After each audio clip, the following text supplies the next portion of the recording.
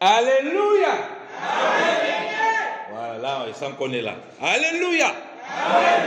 Vous savez, dans le monde, alléluia, on rend gloire à Dieu. On rend gloire à Dieu en tout ce qu'on fait, en tout ce qu'on touche. On est toujours joyeux pour le Seigneur, malgré les épreuves, malgré les situations, malgré les difficultés. On est toujours présent pour le Seigneur. Dans le monde, les gens, ils crient. On sort là, le week-end, c'est terrible, hein? Les gens, il y a beaucoup de mouvements. Dans l'église, on ne doit pas nous-mêmes se taire. L'église, ce n'est pas le cimetière. Cette église, on vient là, on est comme des morts là, on est là. Non, l'église du Seigneur, il y a la vie, on doit être vivant. Amen. Alléluia. Amen. Dans le monde, on était vivant. Mais on était vivant dans le monde, soit des gens vivants. Alors qu'on était mort. On vient en Christ, là on commence à être, non, c'est pas possible. En Christ, on est libre, on sautait. Vous vous souvenez, l'homme qui avait été, le lépreux qui avait été, par la grâce du Seigneur, mis debout par Pierre et Jean. La Bible dit qu'il sautillait. Il entend le temps, louant Dieu.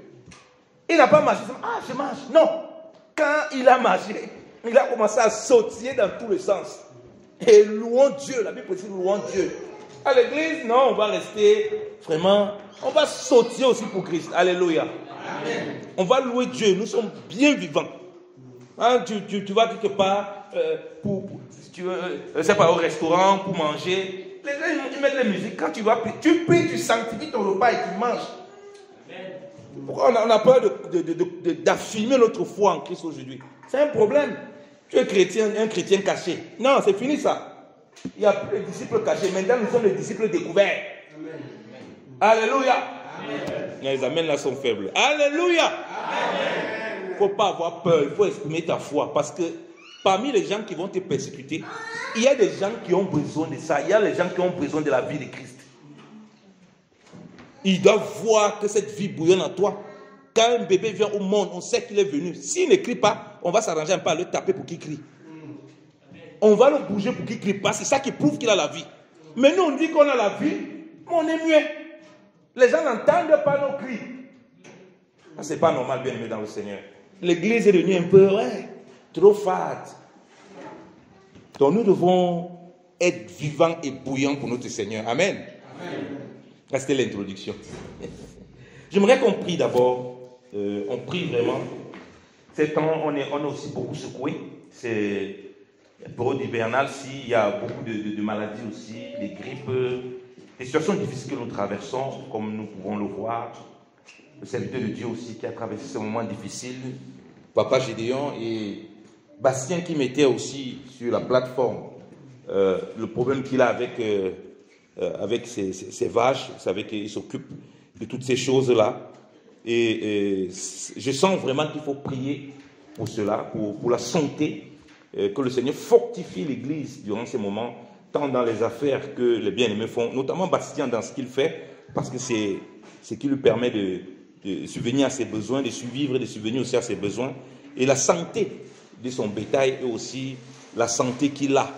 Parce que lorsque, ceux surtout, vous savez, ceux qui font le travail, ils sont avec les animaux, leur santé vraiment aussi dépend beaucoup parce qu'ils ont une affection particulière, étant donné qu'ils sont avec ces animaux. C'est pas comme nous, ça nous dit peut-être rien parce qu'on n'élève pas un animal, mais si tu commences à élever un animal, moi j'ai élevé les animaux tout petits. Chez nous, on a toujours eu les chèvres, les lapins, et tu sens vraiment la différence. Lorsque l'animal n'est pas en santé, tu sens ça sur toi, tu ne dors pas bien, tu veux vraiment te rassurer qu'il se porte bien. J'aimerais vraiment qu'on se lève, on prie pour la santé de la vache. Il a dit, elle s'appelle Panda, qui a perdu un œil et qui craint qu'elle perde un autre œil. On prie pour ses affaires, on prie vraiment que Dieu le garde son bétail, Dieu le préserve. Et on prie pour Papa Gédéon, on prie pour l'Assemblée, pour la santé du Seigneur, pour la force du Seigneur. Prions bien-aimés dans le Seigneur. Seigneur, nous te bénissons, ô Dieu.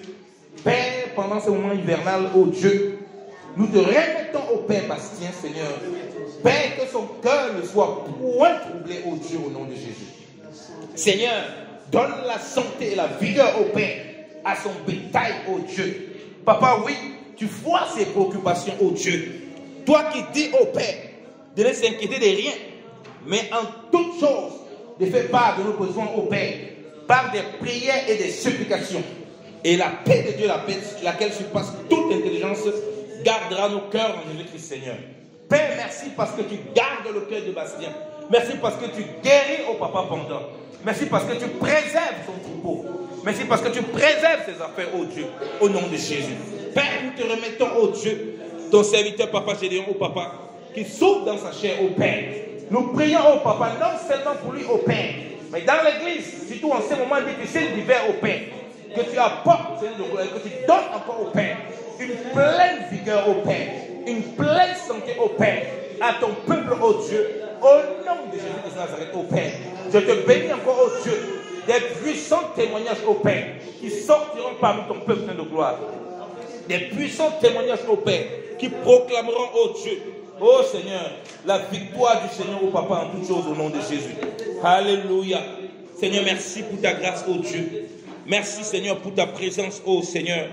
Merci, Seigneur, oh Père. Je te remets, oh Papa, chaque bien-aimé, Seigneur, dans cette assemblée, oh Père. Seigneur, que toute maladie, oh Père, Seigneur, soit ôtée, oh Père, au nom de Jésus. Que la force, la vigueur, oh Père, leur soit accordée sur nos gloires. Et que la maladie n'empêche pas, oh Dieu, d'accomplir ton œuvre, de faire ton travail, oh Père, et d'être concentré, oh Père. Seigneur, tu vois aussi, oh Père, que l'ennemi peut se servir de ces choses, de ce moment difficile, oh Père, pour éloigner beaucoup, oh Père, de la discipline de la foi, de la marche avec toi, oh Père. Nous te bénissons, oh Dieu, pour la guérison, oh Père, pour la restauration, oh Papa, et même pour le miracle, oh Père, que tu établis encore, oh Père, que tu manifestes encore, oh Père. Seigneur, parmi tes saints ici, et parmi tes saints en tout lieu, oh Père, au nom de Jésus. Seigneur, merci encore, oh Dieu, pour ta grâce et pour ta vigueur, oh Père. Sois glorifié, oh Père, dans le nom de Jésus-Christ de Nazareth. Amen. Nous rendons grâce au Seigneur. Nous voulons continuer à partager. Nous avons partagé la dernière fois sur la bonne terre.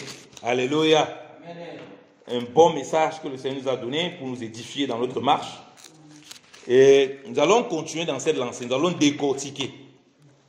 Nous allons décortiquer beaucoup de choses pour notre marche. J'aimerais nous rappeler, comme j'ai dit, nous devons vivre la bonne terre, être une bonne terre. Comme je dis, une bonne terre se prépare. On ne devient pas une bonne terre du jour au lendemain. On a vu ce qui distinguait la bonne terre des autres terres. La bonne terre a supporté les persécutions. La bonne terre est enracinée dans la parole. La bonne terre est fondée dans le Seigneur. Donc tout ce que les autres terres n'ont pas pu faire, la bonne terre, elle a tenu. La bonne terre ne laisse pas l'ennemi venir voler la parole dans une quelconque difficulté. Dans la bonne terre, on voit cette figure de la maturité. On dit que la bonne terre, elle entend la parole, elle écoute, elle la garde, et cette parole va produire. En la gardant, elle va produire comme quand la terre prend la semence, une bonne semence. Ok? La terre va produire. Et on a compris que le Seigneur lui-même, il est la bonne terre, la première bonne terre. Parce que lui-même, il est la parole qui s'est fait chair. Bon, si c'est la parole qui s'est fait chair, elle ne peut que marcher pour nous montrer le véritable chemin. Et j'ai aussi abordé le fait qu'en tant qu'enfants de Dieu, nous ne devons pas avoir peur d'apporter l'évangile. Et ça, c'est peu importe les difficultés que nous avons dans notre vie. Et que notre marche, ce n'est pas toujours une marche droite. Ce n'est pas toujours, tout n'est pas toujours rose. Sauf que le Seigneur ne veut pas, c'est qu'il ne faut pas qu'il y ait seulement des gros pics de changement. Donc on te dit que tu es tellement haut, tu es tellement bas, là, ça ne va pas. Si tu fonctionnes comme ça, tu ne vas pas t'en sortir. Mais il y a quand même une ligne plus ou moins droite. Là-dedans, il y aura des difficultés, mais ces difficultés vont te permettre de grandir et de réaliser ce que le Seigneur attend de toi, ce qu'il attend de moi, afin que nous comprenions ces choses, parce que la nature nous enseigne. Lorsqu'on voit la terre, on voit notre vie dans le Seigneur, on voit notre marche, on voit ce à quoi le Seigneur nous appelle. Et il y a plusieurs figures de l'Église. Avant de parler du champ, on parle de la terre, parce que le champ vient de la terre. Amen. Amen. Avant de parler du champ, on parle de la terre. Et si on parle d'un bon champ, comme j'ai dit, il faut une bonne terre. Voilà pourquoi j'ai commencé d'abord par la terre. Remarquez bien, on va revenir tout dans ces genèses. Avant qu'on ne parle des animaux, on ne parle des hommes, tout ça, il y a d'abord la terre qui produit. La terre qui donne quelque chose. Donc la terre produit quoi? Toute la nourriture. Donc ceux qui vont vivre après, ceux qui vont venir après, vont pouvoir se nourrir. Amen. Donc la terre va mettre à disposition, et il y a quelque chose que beaucoup de gens ne comprennent pas. Les gens ils pensent toujours, parce que quand on lit les Écritures, si on n'est pas animé du Saint-Esprit, il y a des choses qui vont nous dépasser. Hein. Parce que lorsque Dieu a créé toutes choses, je tiens à dire, il n'y avait pas de carnivores. Le lion que vous voyez là n'était pas carnivore. Les animaux que vous voyez là, aucun n'était carnivore. Disons l'Écriture, parce que quand il dit ça, on me regarde un peu, on dit, le bishop là, il sort encore ça d'où? On va lire l'Écriture. On va lire l'Écriture. Parce que je sais où je vous amène, je veux que vous lisiez ça, pour comprendre comment la notion de la terre. Alors, on va lire Genèse chapitre 1, toujours, verset 26. Puis Dieu dit, faisons l'homme à notre image, selon notre ressemblance, et qu'il domine sur les poissons de la mer, sur les oiseaux du ciel, sur le bétail, sur toute la terre, sur tous les reptiles qui rampent sur la terre. Dieu créa l'homme à son image, il le créa à l'image de Dieu, et il créa l'homme et la femme. Dieu les bénit, et Dieu leur dit, soyez féconds, multipliez, remplissez la terre et l'assujettissez. Dominez sur les poissons de la mer, sur les oiseaux du ciel, sur tout animal qui se met sur la terre. Et Dieu dit, voici, je vous donne toute herbe portant de la semence qui est à la surface de toute la terre, et tout arbre, rappelez-vous, on a parlé de ce qui sortait de la terre, toute herbe, tout arbre, ok, et tout arbre ayant en lui du fruit, d'arbre portant de la semence, ce sera votre nourriture. Et tout animal de la terre, et à tout animal de la terre, et à tout oiseau du ciel, et à tout ce qui se meut sur la terre, ayant en soi un souffle de vie, je donne toute herbe verte pour nourriture, et cela fut ainsi. Amen. Amen. Ça, c'est quelque chose que beaucoup ne connaissent pas. Parce que quand on lit l'Écriture, il y a des choses qui nous échappent. Parce que c'est pas le thème aujourd'hui. Hein. On va laisser la nourriture. On va revenir à un autre texte. On va continuer sur la bonne terre. Donc la terre a produit des herbes avec les semences qui étaient la nourriture, les légumes de l'homme. J'ai dit que d'abord il y avait la terre qui a produit. Je veux dire, c'est pour ça qu'il fallait qu'il y ait du fruit. Parce que s'il n'y a pas de fruit, ceux qui viennent après, ils ne pourront pas se nourrir, ils vont mourir de faim. Ils ne peuvent pas seulement boire de l'eau. Ils vont boire de l'eau, oui, ils vont rester un moment. Un temps, les muscles ont besoin de protéines, ils ont besoin de glucides, ils ont besoin de lipides, donc ils ont besoin du sucre, ils ont besoin du gras, hein, ils ont besoin des graisses pour pouvoir survivre. Et pour ça, il faut qu'il y ait les herbes, il y ait les arbres, il y ait toutes sortes de choses que Dieu mit d'abord en premier lieu. Donc, comme je dis, la terre qu'elle produit, elle ne produit pas en réalité pour soi-même. Elle produit pour ceux qui devaient venir parce que ça devait être leur nourriture. Alléluia. Et comme vous avez vu, je dis, comme dit, c'est une parenthèse, si Dieu permet, on partagera de ça une prochaine fois. Que même les animaux et tout ce qui était sur la terre, c'était leur nourriture. On aura l'occasion de développer ces deux aspects. C'était leur nourriture. Ils mangeaient les fruits aussi, ils mangeaient les herbes, ils se contentaient de ça. Donc même, c'est pour ça que la Bible dit que, c'est un passage qui a parfois choqué les gens, que le lion et la brebis seraient ensemble, il n'y aura pas de problème. C'est normal, au commencement c'était comme ça là. Il n'y avait pas de guerre, que le lion machin, ils ne connaissaient pas ça. C'est le péché qui est rentré, qui a créé tout un cataclysme, un changement. Et tant que l'homme n'a pas compris ça, il ne comprendra rien de la création. Il va comprendre que les miettes, parce qu'il croit que les choses ont commencé comme ça. Jamais ça n'a pas commencé comme ça. Donc les lions et les biches, les tigres, ils étaient ensemble, ils mangeaient les êtres, il n'y avait pas de problème. Il n'y avait pas de problème de viande là-bas. Alléluia. Amen. Donc en Christ, on n'a pas ce problème-là. Que tu sois lion, que tu sois brebis, la Bible dit que toi-même tu es lion, tu es encore toi-même brebis. Mais tu manges la même nourriture tous les jours. C'est pour ça qu'on ne doit pas se manger les uns les autres. Alléluia. Amen. Donc, revenons maintenant dans la terre. Nous avons dit à partir du verset 11. Puis Dieu dit que la terre produise de la verdure, de l'herbe portant de la semence, des arbres fruitiers donnant du fruit selon leur espèce, ayant en eux leur semence sur la terre, Et cela fut ainsi. Et la terre produisit de la verdure, de l'herbe portant de la semence selon son espèce, et des arbres donnant du fruit ayant en eux leur semence selon leur espèce. Dieu vit que cela était bon. Il y eut un soir, il y eut un matin, ce fut le 3e jour. Amen. Donc, la terre va produire un grand champ. Un grand champ, dans ça, vous pouvez voir les forêts, vous pouvez voir tout ce que vous voulez, les savanes. En fait, la terre va produire un énorme champ. On a vu plus tard que ce champ va servir de base nutritionnelle, donc de nourriture pour l'humain. Pas seulement pour l'humain, mais pour l'animal. Rappelez-vous, j'ai dit qu'on doit être une bonne terre. La bonne terre, donc, elle produit son fruit. C'est aussi pour l'homme qui ne connaît pas Dieu, qu'on va présenter par l'homme animal, qui ne connaît pas les choses de Dieu, qui ne voit pas les choses de Dieu, et pour l'homme qui est à l'image de Dieu véritablement en Christ, qui va être figuré par Adam. Donc, toi, en tant que bon terre, dans le Seigneur, quand tu produis la vie, les semences, les fruits, tout ce qu'il y a, ce n'est pas simplement pour la communauté des saints. Alléluia. Mais c'est aussi pour ceux qui ne connaissent pas le Seigneur. Pour ceux-là qui ont besoin, au travers de toi, de voir la vie de Dieu. Comme il y a beaucoup, on va d'abord laisser les herbes. Je vais commencer par les arbres. Alléluia. Amen. Comment les amens là sont faibles comme ça? Alléluia. Amen. Ah, ça me prouve que vous êtes là.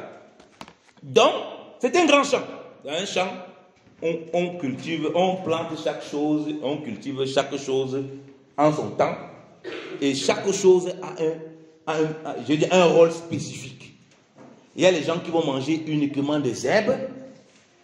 Il y a les gens qui vont manger, peut-être, pas uniquement, qui vont se manger les herbes qui vont les intéresser. Il y a les gens que ce sont les fruits qui vont les intéresser. Donc, quand la terre va produire, vous êtes d'accord avec moi que, bon, Dieu a déclaré ici, on sait que Dieu, c'est la parole, donc il déclare, ça pousse. Mais, on a vu dans Marc chapitre 4 par rapport à la parabole de la semence, là, et du semeur, qu'il y a des étapes. En fait, comme on va s'aimer, ce n'est pas du jour au lendemain que les choses vont pousser. Donc, ça veut dire que la bonne terre, pour sortir tous ces éléments, les bonnes herbes, les bons arbres fruitiers, ça va prendre du temps. Parce qu'un arbre ne va pas pousser du jour au lendemain. Voilà pourquoi, bien aimé dans le Seigneur, du jour au lendemain, tu ne peux pas demander à un enfant de Dieu de commencer à produire certains fruits. C'est impossible. Et c'est parce qu'il n'y a pas cette compréhension. Et c'est pourquoi beaucoup de chrétiens se créent des problèmes. Tu vois un jeune converti, tu le prends, tu veux le mettre dans un certain combat spirituel, mais il va se tuer. C'est comme si tu prends un bébé, un enfant, tu veux commencer à lui donner un couteau. On prend n'importe quel enfant, on donne un couteau, il va finir avec des blessures.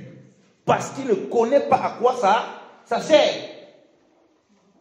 Donc l'aspect que je veux prendre d'abord, c'est l'arbre. Dans ce champ-là, donc nous on est la bonne terre. Si on est la bonne terre, on est capable de recevoir la semence, on persévère. Et là, dedans, il y a, parce que comme je dis, c'est une semence, dans cette semence qui est la parole, il y a plusieurs semences. Parce que Dieu, comme je dis, il a donné une parole, et puis, là-dedans, on voit toutes les semences qui sont sorties. Alléluia. Amen. Donc, vous et moi, on a reçu une parole, on a une semence, et elle doit produire plusieurs choses en nous. Amen. Je commence par les arbres fruitiers. Donc, nous devons produire ces arbres fruitiers. Et nous-mêmes, nous sommes présentés comme des arbres qui devront produire des fruits. Amen. Amen. Mais l'arbre, comme je dis, doit prendre le temps, doit être enraciné. Parce que même si tu as une bonne terre, c'est l'arbre, tu mets une semence. Vous savez vous-même que si on sème quelque chose, elle n'est pas entretenue. Comment elle est entretenue? Il y a le soleil qui va lui apporter la photosynthèse. Il y a l'eau. Elle doit être arrosée. L'arbre va prendre une bonne fondation dans la terre. Elle va être enracinée dans la terre. Et une fois enracinée, elle va grandir, elle va produire.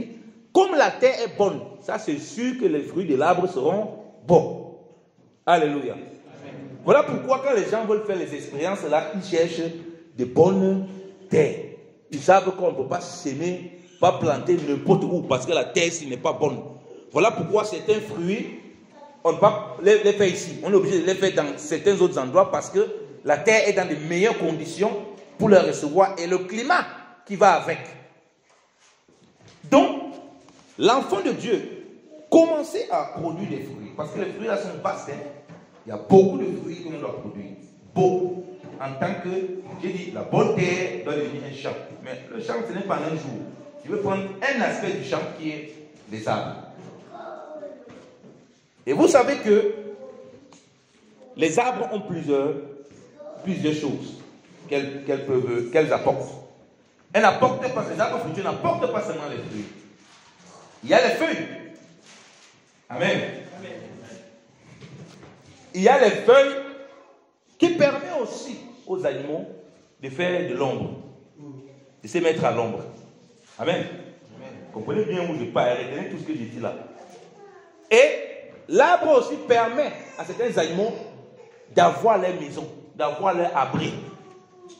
Donc l'arbre va permettre d'avoir la nourriture, d'avoir des feuilles, de se mettre à l'ombre, mais de pouvoir aussi avoir un abri. Alléluia. Amen. Mais comme j'ai dit, ce n'est pas en un coup. Quand c'est encore un petit arbre, il ne peut pas manger les fruits ne sont pas encore mûrs. Tu risques d'avoir des problèmes de santé. Tu ne peux pas encore vraiment te servir des feuilles pour te couvrir. Tu ne peux pas encore vraiment faire un abri dans cet arbre. Il faut que l'arbre grandisse et devienne mûr, mature, il a un bon feuillage. Ensuite, il produit des fruits. Là, on voit généralement les oiseaux, tous ceux qui se nourrissent avec les machins, ils viennent se servir des fruits, ils prennent les feuilles pour faire d'autres choses, d'autres se mettent à l'ombre, et d'autres animaux, ils vont faire leur demeure dans cet arbre. J'ai dit que nous devons manifester cet arbre. Alors, lisons le psaume. Le psaume, chapitre 1, que nous connaissons tous. J'ai dit qu'on va prendre d'abord l'aspect de l'arbre. Psaume 1. Il est dit dans la parole de Dieu, je vais lire à partir du verset 1. Heureux l'homme qui ne marche pas selon le conseil des méchants, qui ne s'arrête pas sur la voie des pécheurs et qui ne s'assied pas en compagnie des moqueurs, mais qui trouve son plaisir dans la loi de l'Éternel et qui la médite jour et nuit. Il est dit, il est comme un arbre planté près d'un courant d'eau qui donne son fruit en sa saison et dont le feuillage ne se flétrit point, tout ce qu'il fait lui réussit. Alléluia. Vraiment, les amens là, c'est tellement faible. Alléluia. Ça, c'est une parole puissante qu'on vient de lire là. On nous dit, on nous met ici, comme je dis, c'est deux types d'arbres, parce que les hommes sont représentés par les arbres. On nous montre les hommes, certains qui marchent selon le conseil des méchants, qui marchent sur le banc des moqueurs, qui font des choses qui n'ont rien à voir avec Dieu. On montre la différence. L'autre, par contre, qui est un véritable arbre qui est agréable au Seigneur, quelle est sa ressource? Quel est son appui? C'est qu'il prend son plaisir dans la loi de l'Éternel. Et la Bible présente donc que celui qui prend son plaisir dans la loi de l'Éternel, il est comme un arbre planté près des ruisseaux d'eau. Or, l'arbre est planté, il est planté dans la terre. Rappelez-vous, j'ai dit que Dieu a mis les eaux et la terre, il a séparé, après il a donné la parole. Donc, celui-là est enraciné vraiment dans le Seigneur. Pourquoi? Parce qu'il trouve son plaisir dans la loi de l'Éternel. En d'autres termes, la bonne terre, pour que l'arbre produise, il ne faut pas simplement que tu te contentes de dire que je suis une bonne terre. Ou bien pendant un moment. Il faut que je trouve mon plaisir. Vous savez, le mot là est très fort. Parce que les hommes trouvent le plaisir dans beaucoup de choses. Les hommes trouvent le plaisir dans des relations bizarres, dans le péché, dans toutes sortes de pratiques. Les hommes trouvent le plaisir à s'asseoir et fumer. Vraiment, c'est son plaisir. Ils disent, ça c'est mon kiff. Mais Dieu vous dit, vous et moi, ce matin, voilà l'homme là, il trouve son plaisir, donc vraiment un plaisir qu'il ne peut pas décrire. C'est dans la loi de l'Éternel. Et en faisant cela, quelque chose se produit que lui-même il ignore. C'est que il est présenté par Dieu comme un arbre. Et comme il dit, un arbre, quand on dit tout son plaisir, ce n'est pas 2-3 jours. C'est que tu es permanemment dans cette loi. Parce que la loi du Seigneur ne passe point. Tu ne peux pas finir. Voilà pourquoi je suis toujours étonné des personnes au moment qui disent que homme de Dieu, j'ai tellement lu la Bible que je ne sais même plus ce que je peux apprendre dedans. Je dis, c'est pour toi, c'est que c'est grave. Hein? C'est gâté pour toi. Il y avait un frère comme ça, avec qui je partageais la parole un moment. Je priais beaucoup avec lui, quand j'avais été à Verdun. Et il voulait qu'on prie, mais homme de Dieu, vraiment, tu as le feu, je veux vraiment que tu me communiques, on prie ensemble. Il me dit, quand je lis la Bible, j'ai l'impression que vraiment je n'apprends plus rien. Il dit, ça c'est quand même grave. Un chrétien dit des choses comme ça. C'est terrible. Et puis, sa vie de prière avait déjà pris un coup. Voilà pourquoi il avait besoin d'être boosté. Et pendant qu'on faisait le moment de prière, Dieu étant de le requinquer, les petites portions qu'on lisait avant de prier, ou bien qu'on priait avant de lire, parce que c'est les petits moments qu'on faisait comme ça, ce n'était pas des enseignements, les petites portions qu'on lisait, il avait l'impression qu'il n'avait jamais lu la Bible. Pourquoi? Parce qu'à un moment, il ne trouvait plus son plaisir dans la loi de l'Éternel. Et quand il ne trouve plus son plaisir dans la loi de l'Éternel, alors c'est normal qu'il ne peut plus grandir comme cet arbre. Pourquoi? Parce qu'il n'y a plus l'eau à côté. Il s'est dit qu'il s'est assez lavé. Il n'a plus besoin de l'eau là. Il s'est tellement lavé. L'eau là, vraiment, ça ne m'apporte plus rien. Parce que la parole de Dieu est présentée comme une eau qui nous lave, qui nous purifie. Jésus va dire dans Jean chapitre 15 à ses disciples, vous êtes nets tous à cause de la parole que je vous ai annoncée.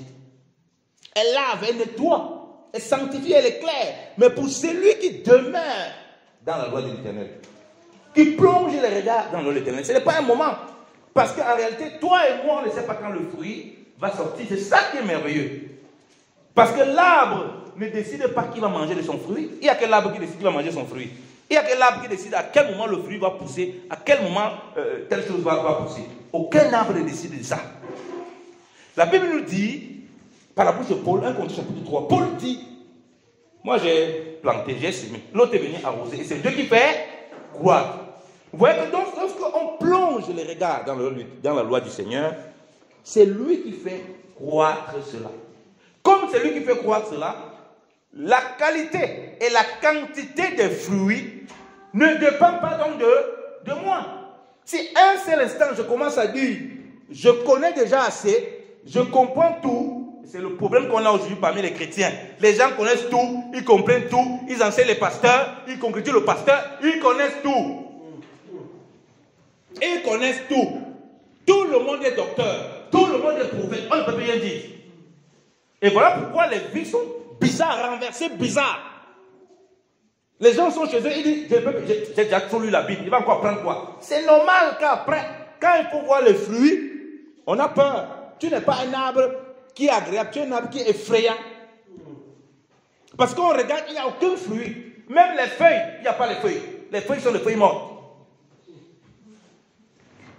Parce que les feuilles représentent aussi les œuvres qui vont accompagner, pas simplement les œuvres, mais aussi la démonstration de la puissance de Dieu dans ta vie. La Bible te présente des feuilles comme pour la guérison des nations. Les feuilles ont une grande figure dans la parole de Dieu. Mais il faut les feuilles et les fruits. Même les feuilles, il n'y a même pas chez les chrétiens. L'arbre est sec. Il n'y a rien. Parce qu'on se dit qu'on connaît déjà. Donc pour que l'arbre, nous sommes dans le champ, nous sommes nous-mêmes le champ. C'est nous-mêmes le champ, comme je dis. C'est nous-mêmes la bonne terre, c'est nous-mêmes encore le champ. Parce qu'on voit le champ là qui émane de la bonne terre. Et c'est nous-mêmes encore l'arbre. Parce qu'on nous dit là que nous devons être cet arbre. Donc nous manifestons l'arbre parce que les gens doivent voir l'arbre et doivent manger les fruits. Pour ça, il faut que je comprenne que je trouve mon plaisir dans la loi de l'Éternel. Ce n'est pas de temps en temps quand j'ai envie. Ce n'est pas quand ça me plaît. Ce n'est pas vraiment, oui, aujourd'hui je vais lire la Bible, je vais un peu écouter les enseignements du pasteur, vraiment. Oh, aujourd'hui là, vraiment, je suis disposé. Ce n'est pas comme ça. C'est un arbre qui ne va pas pousser. C'est un arbre qui ne va pas produire des fruits comme ça se doit. C'est un arbre qui ne va pas réussir. Les gens cherchent la réussite. Ils cherchent la prospérité. La Bible t'a dit là, voilà ce qu'il faut. Parce que cet arbre, celui qui plonge les regards, on nous a donné ce qui va se passer. On dit qu'il donne son fruit en sa saison. Or, comme je dis, nous marchons, nous ne connaissons pas forcément les choses qui arrivent. Et il y a plusieurs fruits que nous devons donner. Tu vas te retrouver dans une situation, toi et moi, il y a les moments où, là, la situation que tu vas traverser, c'est le pardon que Dieu va vouloir que tu manifestes. Et ce sera la saison du pardon. Mais si tu n'as pas plongé les regards, si tu n'as pas compris que tu étais cet arbre, que les gens doivent manger ce pardon au travers de toi, parce que les gens doivent voir au travers de toi un homme et une femme qui pardonne, tu vas continuer ta route. Et tu vas passer à côté de cette saison-là. Parce que tu es un arbre dans ce champ. Les hommes viennent, ils ont besoin de ça. Ils ont besoin du pardon. Tu vas passer une période où c'est un moment où Dieu va te vouloir. Vous connaissez le fruit de l'esprit. La maîtrise de soi. Tu dois te maîtriser. C'est une période spécifique. Parce qu'on nous dit, il y a le fruit de façon générale. Il y a le fruit de façon spécifique. C'est-à-dire que vous et moi, on doit s'aimer les uns les autres. Mais le moment où Dieu va te mettre avec quelqu'un qui va te créer des problèmes. Et il faut que tu l'aimes. Et ça, c'est la saison où tu dois produire ce fruit. Amen. Tu dois l'aimer comme tu n'as jamais aimé quelqu'un. Et là, si toi, tu ne plonges pas les regards, tu dis non, vraiment, moi j'ai assez pardonné le type là, je l'ai assez aimé, tu vas échouer. Parce qu'en ce moment, il a besoin de manger ce fruit. C'est ça, la saison. Et la saison là, c'est pour lui. Rappelez-vous, j'ai dit, ça a été fait. C'était pas pour le champ, c'était pour Adam. Et c'était pour les animaux. Donc tu marches là. Il y a les hommes animaux. La Bible dit que l'homme animal ne comprend pas les choses de Dieu. Ce n'est pas parce qu'il ne comprend pas qu'il ne mange pas les choses de Dieu. Alléluia. Amen. Je répète. Ce n'est pas parce qu'il ne comprend pas qu'il ne mange pas les choses de Dieu. Si tu es serviable avec quelqu'un, il va accepter. Même s'il ne t'aime pas. Même s'il n'aime pas Dieu. Alléluia. Amen. Si tu aides quelqu'un qui blasphème n'importe comment, il ne va pas refuser ton aide. Il va accepter. Amen. Il y a tel homme qui dit que je ne veux pas du soleil là. Parce qu'il paraît que c'est Dieu qui a créé. Il ne veut pas. Le soleil quitte là-bas. Je ne veux pas de la pluie, il ne vient pas. Qui va refuser ça? Donc nous sommes des instruments entre les mains du Seigneur.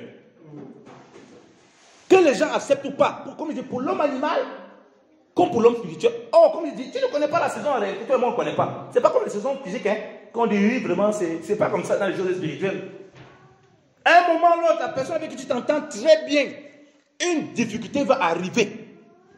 Mais si tu n'as pas compris que alors si l'arbre fruitier doit tenir ferme, l'arbre fruitier doit tenir ferme. À un moment, ça peut être le refuge. La Bible dit que soyez hospitaliers. Quelques ont accueilli des anges à leur insu. Un moment où c'est l'hospitalité que Dieu va travailler. Comme il dit, l'arbre recueille. Les animaux, ils font leur nid. Les animaux, ils font leur abri. Les animaux, ils font leur maison. Un moment, l'arbre, là, c'est ça qu'il doit produire. Mais s'il n'est pas dans... Tu n'as pas le regard plongé pour manifester ses vertus, il y aura un problème. Il y aura un problème. Et on va lutter. Est-ce que toi et moi, nous trouvons notre plaisir dans la loi de l'Éternel pour manifester ces arbres fruitiers dans notre champ? Ça, c'est la question. En la saison, en sa saison. Donc, On dit, le feuillage ne se flétrit point. Tout ce qu'il fait, lui, réussit. Tout ce que tu entreprends te réussit. Même si on déclare n'importe quelle parole sur toi, même si on te dit quoi, on te pose de il y a l'onction qui nous fait, tu marches, tu danses, comme je ne sais pas quoi. Si tu ne trouves pas ton plaisir en la loi de l'Éternel, tu ne vas pas réussir. Ça va ensemble. On te bénit n'importe comment. Si tu ne veux pas la bénédiction, tu vas l'avoir comment?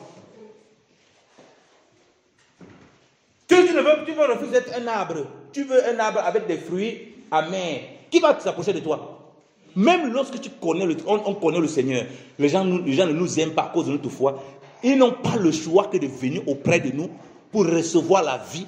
Parce qu'à un moment, ils savent que c'est ici qu'il y a la vie. Alléluia. Amen. Et on le voit dans notre marche.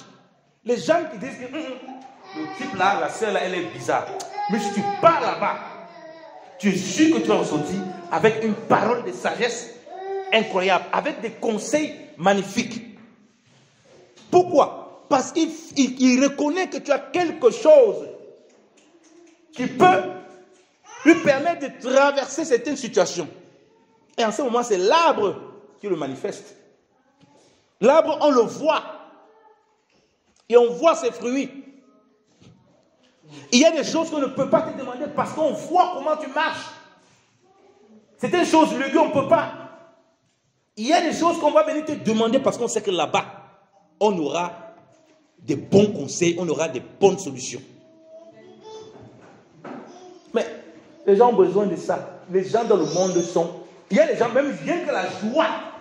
Je ne parle pas de la joie parce que tu as mangé bien un peu le couscous, un peu de fondu. Hein. Par exemple, la joie là, ça passe après. La joie du Seigneur qui t'habite. Tu es habité par la joie. C'est le fruit du Saint-Esprit. Tu es habité par cette joie. Les gens vont venir te demander, mais tu fais comment? Nous avons demandé ça à beaucoup de personnes, beaucoup de chrétiens. Mais tu fais comment pour être toujours joyeux? Ton secret, c'est comment même? Qu'est-ce que tu fais? Il y a des gens qui aiment travailler avec toi. Parce que comme je dis, les fruits se communiquent, c'est ça qu'ils mangent. Quand il travaille avec toi, lui-même aussi, ça le contamine, il est tout le temps joyeux. Il dit, ah non, j'aime tellement travailler avec la sœur Vanessa, vraiment. Sa joie là, vraiment son bien-être, je sens, ça m'encourage. Donc ils se nourrissent comme ça au travers de nous. Parce que nous sommes cet arbre qui doit produire le fruit en sa saison.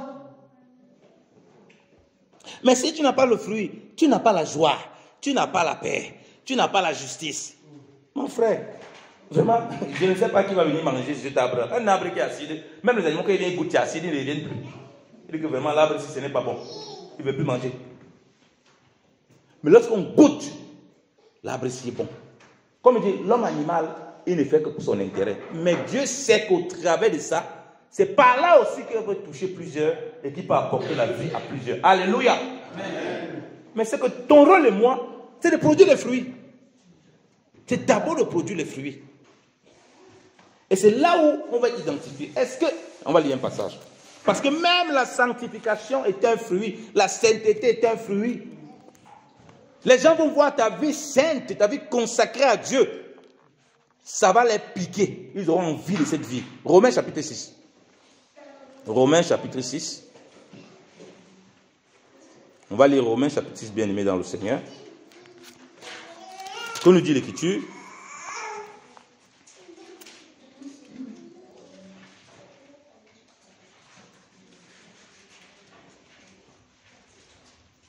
Oui, Romains chapitre 6, verset 20. Il est écrit: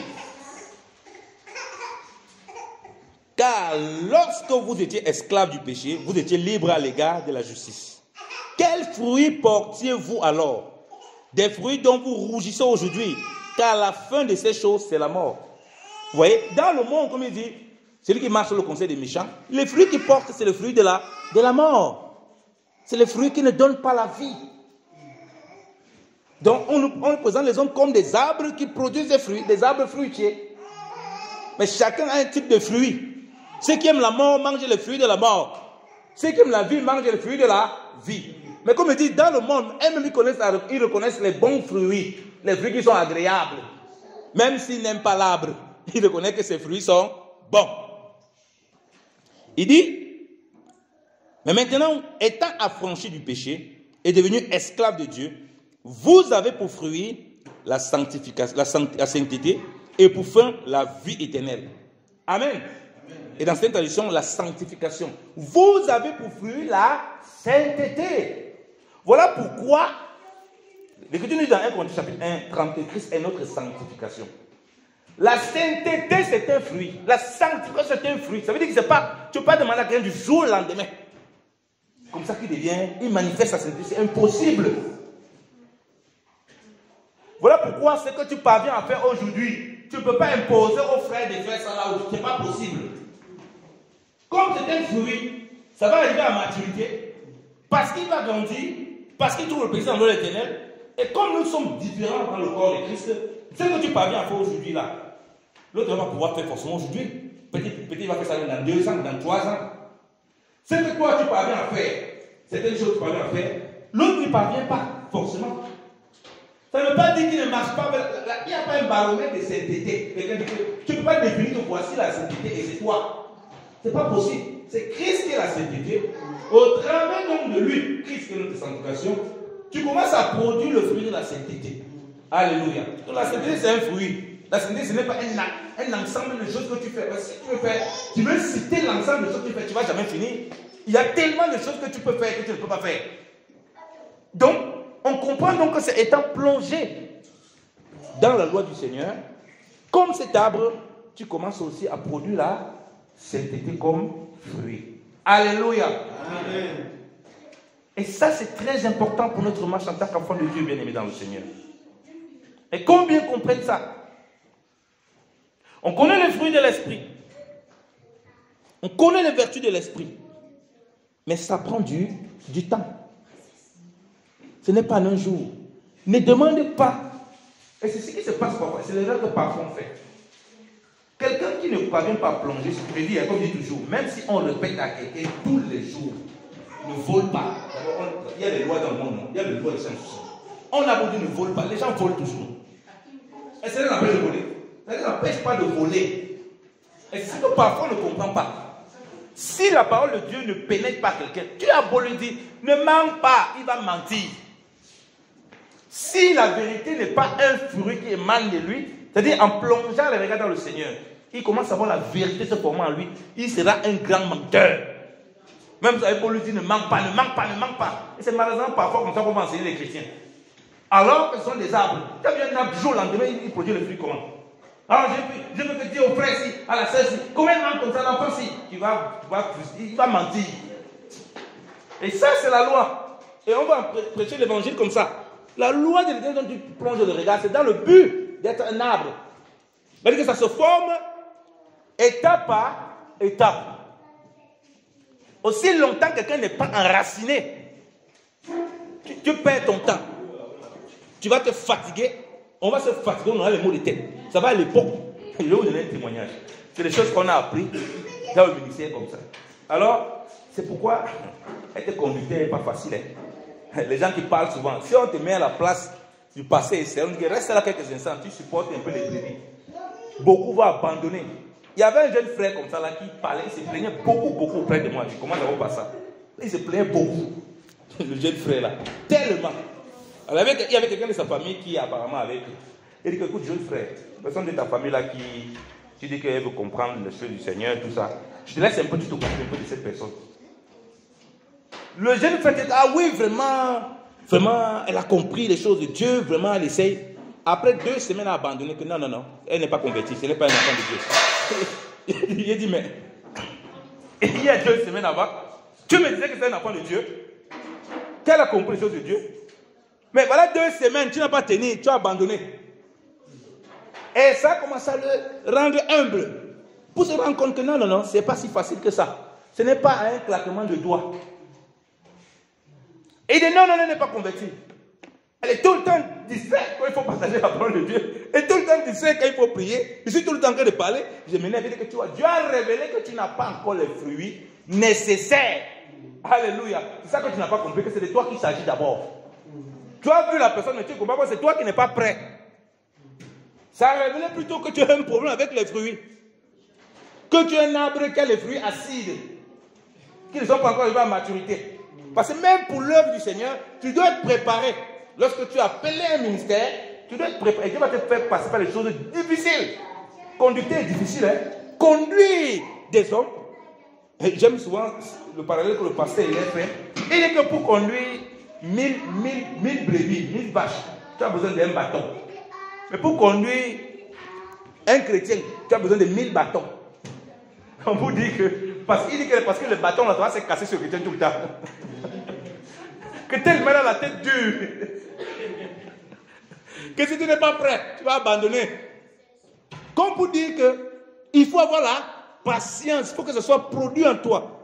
C'est un fruit. En fonction du rôle, comme il parlait de la saison, en fonction de la position que tu es, en fonction du rôle, tu auras des difficultés. Alors, je vous raconte une anecdote. On m'avait invité à une assemblée, il y a des années de ça. Nous sommes peut-être en 2009. Je vais apporter la parole. J'ai beaucoup prié, parce qu'avant ça, je prie beaucoup. J'ai prié. Le Seigneur m'a donné vraiment une parole que je vais apporter aux frères et sœurs pendant un bon moment. Je suis venu, j'ai parlé, frère. J'ai parlé. Les frères étaient là. Oui, alléluia, amen. Alléluia, amen. Je reviens le lendemain. C'est même pire que ce qui est. Bien aimé, je vous dis, de vous à moi. J'étais en colère en moi. Donc j'étais en assemblée comme ça, je n'étais pas là avec eux. Dans ma tête, la colère bouillonnait seulement. Dans mon cœur, la colère. J'étais tellement fâché que mais c'est quel genre de peuple ça? Comment on peut leur parler? Donc j'avais seulement envie de prendre le micro pour les insulter tout le monde. Pour chasser tout le monde qui sortait, arrêter l'histoire de Dieu là. On n'a rien à faire là. Il y avait une colère qui bouillonnait en moi. Mais Dieu est en train de me travailler. Dieu me travaillait, c'était pas facile. C'était difficile. Parce que j'ai parlé. Il dit, tu parles. Oh non, pasteur. Après, tu dis, oh homme de Dieu, tu as l'onction. Tu parles. Oh non, vraiment, non, Dieu nous a éclairés. Mais le lendemain, ils font pire devant toi. Tu dis, mais c'est pas possible. Comment les mêmes gens qui ont acclamé, qui étaient là hier, qui ont compris, mais ils sont pires. Alors que c'est de toi que Dieu en train de parler. Dieu dit, mon ami, c'est de toi qu'il s'agit là. Ce n'est pas les gens là. Laisse les gens. Tu as encore besoin de comprendre certaines choses. Le Seigneur a commencé à travailler mon cœur. Les messages que j'avais déjà commencé à préparer pour bombarder là. Dieu a tout retiré. Que ça, c'est la chair. Ce n'est pas parce que tu es devant là pour parler que tu vas parler de ça. C'est la chair qui te pousse. Tu veux profiter. Et c'est ça que quand vous voyez certains serviteurs de Dieu, ils ne sont pas vraiment encore bien mûrs. Ou bien ils laissent la querelle rentrer. Quand ils prennent le public, c'est pour casser les gens dans l'église. Ce n'est pas comme ça. Alors que même le message que tu as préparé, s'il y a un problème avec un frère, à cause de ce que le frère peut mal comprendre, ça, tu mets ça de côté. Ça, c'est la maturité. Alléluia. Amen. Donc, le message est grimpé dans mon cœur que je vais bombarder, je vais casser tout. Dieu a commencé à casser ça pendant le cœur. Casser. J'ai fini en là. Amen. Quand j'ai pris la parole pour parler, ce que j'ai parlé n'avait rien à voir avec ce que j'avais déjà développé. Que où je vais finir. C'était un travail que Dieu devait faire avec moi. Alléluia. Amen. Donc, quand tu es un arbre, tu te contentes de produire ce que les autres vont manger. Et ce n'est pas toi de dire, oui, mais pourquoi lui mange comme ça? Oui, mais pourquoi? L'arbre ne peut rien dire. L'arbre, c'est mal là. Elle encaisse tout. L'arbre reçoit, l'arbre recueille. L'arbre ne peut pas se plaindre. L'arbre ne peut pas taper quelqu'un. L'arbre ne peut pas se fâcher. L'arbre plutôt reçoit des coups. N'importe qui vient se servir, n'importe comment. L'arbre ne peut pas dire, hé, toi là ne mange pas. L'arbre est disposé, elle a l'air public. Alléluia. Comme toi et moi, nous sommes à l'air public. Voilà pourquoi les fruits là, bien aimés dans le Seigneur, il faut vraiment les intégrer dans notre marche pour les manifester. Et comme il dit, le feuillage, ce sont les œuvres. Le temps passe tellement vite. Le feuillage, c'est aussi les œuvres que nous produisons. Le Seigneur dit ceci, vous connaissez bien ça, on va lire. On va lire Jean chapitre 15. Je vais m'arrêter là parce que le temps passe tellement vite. Je n'avais pas prévu d'être... Je suis peut-être dans la moitié, mais bon, c'est pas grave. On va s'arrêter là. Et on va lire Jean chapitre 15. Vous connaissez bien ces paroles de notre Seigneur. Jean chapitre 15. Jésus dit ceci, à partir du verset 1. Je suis le vrai cep et mon Père est le vigneron. Tout Tout sarment qui est à moi, qui ne porte pas de fruits, il le retranche. Et tout sarment qui porte du fruit, il l'émonde. L'émonder ici, émonder veut dire retirer les impuretés. Voilà pourquoi je voudrais parler de la sanctification, de la sainteté comme fruit, selon que l'Écriture nous le dit elle-même. Donc, quand on porte du fruit, le Seigneur nous émonde davantage, qu'il retire les impuretés pour qu'on porte davantage du fruit. Et il dit, déjà vous êtes, afin qu'il porte encore plus de fruits, déjà vous êtes purs à cause de la parole que je vous ai annoncée. Demeurez en moi et je demeurerai en vous, comme le sarment ne peut de lui-même porter du fruit s'il ne demeure attaché au cep. Ainsi, vous ne le pouvez non plus si vous ne demeurez en moi. Je suis le cep, vous êtes les sarments. Celui qui demeure en moi et en qui je demeure porte beaucoup de fruits, car sans moi, vous ne pouvez rien faire. Amen. Ce que Jésus-Christ a fait ici, c'est qu'il a développé clairement ce qu'on a lu dans Psaume 1. C'est-à-dire que celui qui plonge les regards, rappelez-vous qu'on a dit, dans la loi de l'Éternel, qu'il a médité jour et nuit. Donc, il est dans, comme on dit, demeurer en moi. On est dans le Seigneur, c'est lui la parole de Dieu. C'est lui qui nous donne l'éclairage des Écritures. Et lui maintenant, en retour, il demeure en nous. Et c'est là où maintenant, on voit les fruits, comme il a dit, se manifester. Il ne parle pas de feuilles parce qu'il sait que les feuilles, on va la voir. Et même aujourd'hui, parmi les chrétiens, parfois même les œuvres, il n'y a pas. Hein. Les feuilles, on va les avoir. Mais ils veulent les fruits. Oh, dans l'église, il y a parfois beaucoup de feuilles. Et comme on a dit, les feuilles là, de ceux qui portent vraiment du fruit, ils ne flétrissent point. Quelqu'un qui porte vraiment le fruit, et on a partagé cette fois l'étude biblique, qu'une œuvre normale doit finalement être un fruit. C'est-à-dire que lorsque c'est animé du fruit de l'esprit, on ne doit s'arrêter de le faire. Ça veut dire, les feuilles du monde, ça flétrit pourquoi? Quand un homme commence à faire du bien, vous avez des problèmes, qu'est-ce qu'il fait? Il coupe les vannes. Donc ces feuilles-là, ça flétrit. Il dit que vraiment, je dis donc ce que j'ai déjà donné. Je me rappelle d'une histoire des musulmans. Vous voyez, ils ont souvent ce qu'ils appellent le monde là. Il part donner le monde à quelqu'un, à un monsieur. Le monsieur dit que mon frère, je ne crois pas, Mohamed c'est un imposteur. Il a failli taper le monsieur, il a été donné son monde. Pourquoi? Parce que ce qu'il fait, c'est que des feuilles, il n'y a pas l'esprit. C'est que des feuilles. Tout le monde voit les feuilles. Mais l'arbre, il n'y a pas de fruits, il n'y a pas de vie. D'un moment ou l'autre, on ne peut pas manger cela. On ne peut pas consommer. Donc il faut le fruit. Et c'est en demeurant dans le Seigneur. C'est en s'attachant au Seigneur. Lui-même se présente comme ce véritable arbre, comme nous les sarments. Donc on est un arbre, nous sommes des arbres qui émanent d'un autre arbre. Et si on est connecté à lui, toutes sortes de fruits vont se manifester. Mais comme je dis, soyons patients. Parce que si on comprend que mon frère est un arbre, moi je suis un arbre qui doit produire des fruits, et que les arbres, ils ne produisent pas les mêmes fruits au même moment, je dois comprendre que ce n'est pas parce que j'ai la patience, mon frère n'en a pas, ça veut dire qu'il ne produit pas de fruits. C'est faux. Tu peux avoir la patience, mais lui il a le pardon, toi tu n'as pas encore le pardon, d'un certain niveau. Vous voyez? Donc, c'est diversifié. C'est ça qui nous donne vraiment la possibilité ensemble de produire un fruit collectif que Dieu appelle la persévérance. Alléluia. Voilà pourquoi chacun doit rester à sa place dans l'œuvre du Seigneur. Chacun doit comprendre que quand il manifeste cet arbre, comme je dis, c'est pour bénir ceux qui sont dehors et aussi pour bénir ceux qui sont dans la maison de Dieu. Et en retour aussi, lui-même, il est béni. Donc nous mangeons les fruits des uns des autres ici, là. Et il n'y a pas simplement le fruit de quelqu'un spécial. Si je suis un arbre du Seigneur, je grandis dans ma foi, je produis certaines vertus, ça va bénéficier à certains frères. Ils produisent certaines vertus, ça va me bénéficier. Alléluia. Pareil dans le monde, quand ils vont voir la vie du Seigneur, ils vont voir les choses qui émanent de moi. Ils vont voir la crainte de Dieu qui émane de moi. La crainte de Dieu, c'est un fruit, bien aimé. On ne se lève pas matin, craint Dieu. On apprend à grandir dans la crainte de Dieu. On apprend certains éléments de la crainte de Dieu. Et on croit dans cela. Les gens vont voir et ils vont se nourrir. La foi, même, était un fruit. Quand tu as la foi, tu as une foi très ferme. Le frère Janine était un homme de foi. Les frères et ceux qui sont autour de lui vont voir cette foi. Et ça va les contaminer. Ils auront envie d'avoir la foi comme lui. Ils auront resté à côté de lui parce qu'il a la foi là. Et c'est comme ça aussi que les fruits grandissent dans leur vie. Mais si ce n'est que les œuvres, ah non, on va faire beaucoup de choses. À un moment, on va s'arrêter. Parce que ce n'est pas animé par l'esprit. Quand c'est animé par l'esprit, on ne va jamais s'arrêter d'avoir des feuilles qui ne fléchissent point. On ne va jamais s'arrêter. On va continuer l'œuvre de Dieu. Qu'il pleuve, qu'il neige, on va continuer. Alléluia.